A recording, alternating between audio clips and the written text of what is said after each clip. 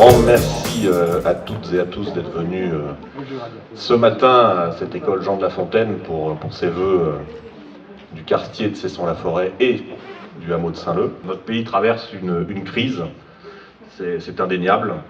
Une partie de nos compatriotes souffrent.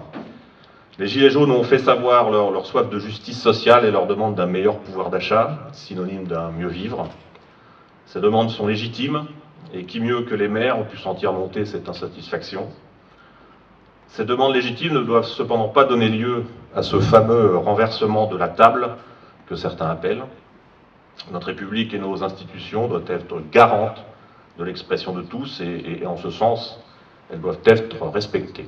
Donc à l'appel de l'AMIF, l'association des maires d'Île-de-France, j'ai fait ouvrir un cahier, même plusieurs cahiers de doléances, dès la mi-décembre, afin que chacun puisse venir y porter ses souhaits et également ses solutions pour l'avenir de notre pays.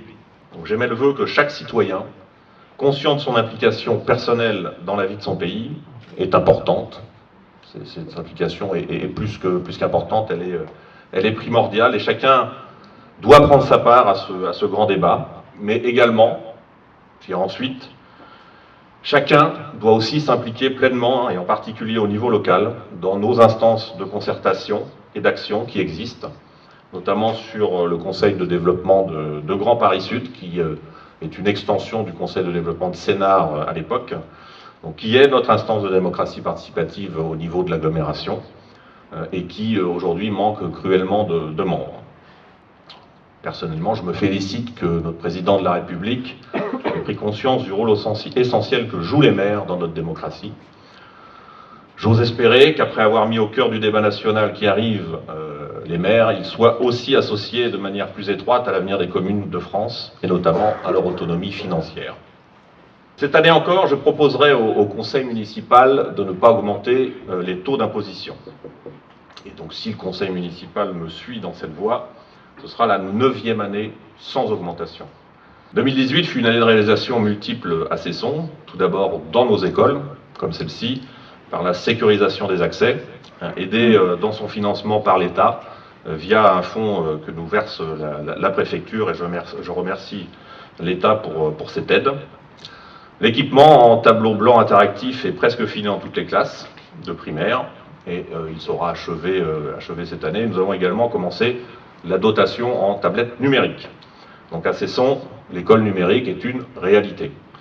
En 2018, des actions concrètes ont été menées pour l'environnement et plus particulièrement sur le secteur de Cesson-la-Forêt, puisque nous avons lancé des travaux du parc urbain qui ont un montant d'investissement de plus d'1 million d'euros.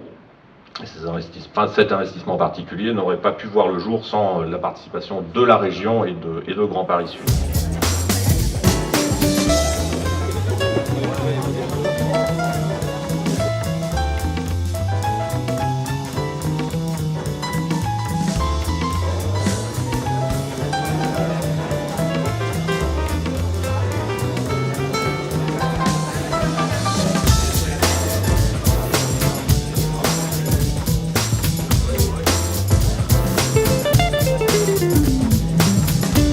Merci à vous toutes et à vous tous d'être venus ce matin en mairie pour cette petite cérémonie des vœux.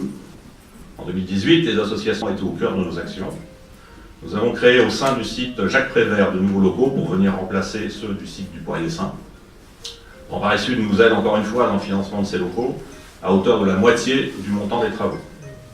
Conscients de l'importance de nos associations dans notre quotidien, nous sommes à leur côté pour leur offrir des lieux d'accueil et des subventions qui leur permettent de développer ce lien social et ce dynamisme si important pour nos communes. 2018 a vu également l'ouverture de notre maison pluriprofessionnelle de santé. La patientèle est au rendez-vous. Il nous manque cependant toujours un médecin. Et l'accueil par notre trio de médecins d'internes débouchera, nous l'espérons tous, sur l'installation d'un 4e médecin. Nous avons également rencontré l'ARS, l'Agence régionale de santé, pour évoquer notre volonté d'ouverture d'une seconde maison de santé.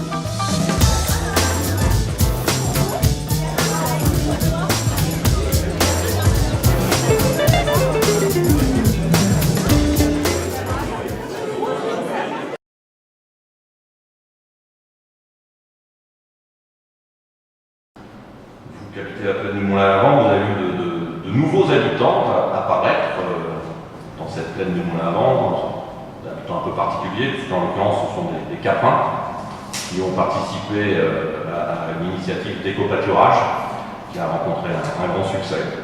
En 2018, nous avons également continué l'effort nécessaire pour notre sécurité. Vous avez très certainement vu apparaître des caméras dans son secteur. On a étendu notre part de vidéoprotection. Nous avons également accueilli un nouveau maître chien au sein de notre police municipale. Et les sorties de nuit ont été maintenues et les horaires de la police adaptés aux faits constatés sur le terrain. Le plan de circulation a été finalisé. C'est vrai qu'il concerne un peu plus le centre-ville que la plaine de Moulin à Vent, mais c'est un élément important pour notre commune. Et vous avez pu lire dans la dernière session info que nous commençons sa mise en place. Je ne vous cache pas sans quelques problèmes, mais on est là aussi pour les régler. Nous avons également, ils sont juste là, donc inauguré ces jardins potagers, les potagers de Cesson. Et aujourd'hui, ce sont 20 parcelles qui sont exploitées. Et donc là encore, on a pu engager cette opération grâce à l'aide de la région. Et cet endroit participe à la création de lien social, et qui est un lieu où on cultive le respect de l'environnement et du mieux vivre. La fibre optique était déjà présente dans nos discours des vœux de l'an passé, donc elle est encore cette année, puisque les travaux de complétude du réseau de fibre optique continuent alors, sur différents quartiers, mais notamment aussi celui de la plaine du Moulin à Vent. Et ce réseau de fibre optique financé par le département assurera au plus tard en 2020 un accès Internet à très haut débit à l'ensemble des habitants de la commune. Vous le savez très certainement, en 2019, la session est une année de recensement. Donc l'opération a déjà débuté. C'est primordial pour la ville, parce que ce sera le dernier recensement complet de la commune, puisque nous sommes au-dessus de 10 000 habitants. J'ose espérer que les chiffres nous confirmeront cette année, j'en suis quasiment sûr. Et les prochains recensements se feront par sondage dans les différents quartiers. Comme je l'ai dit, un maire ne fait rien tout seul. J'ai remercié les élus ici présents, mais je remercie de façon plus générale les élus qui ne seraient pas là ce matin. Je l'ai déjà dit l'année dernière, on a des règles de bonne gouvernance au sein de l'équipe municipale. J'en avais rappelé 4, mais elles sont particulièrement d'actualité encore aujourd'hui avec je dirais le mouvement des Gilets jaunes et puis cette vague de fond qu'on a senti venir. Je vais vous les rappeler parce que ça me semble important. Donc c'est la recherche du consensus, être équitable et compréhensif, agir en transparence et être responsable. Je le dis aussi tous les ans, je l'ai dit tout à l'heure, une équipe d'élus ne fait rien sans son personnel communal. Celui de Cesson est particulièrement professionnel et motivé. Il rend son service public auquel nous sommes tous attachés, et je dois le dire parce qu'on me le dit à Cesson et autour, qu'il est particulièrement reconnu. Alors, je conclurai par une citation de Mère Teresa qui a dit: la vie est un défi à relever, un bonheur à mériter, une aventure à tenter.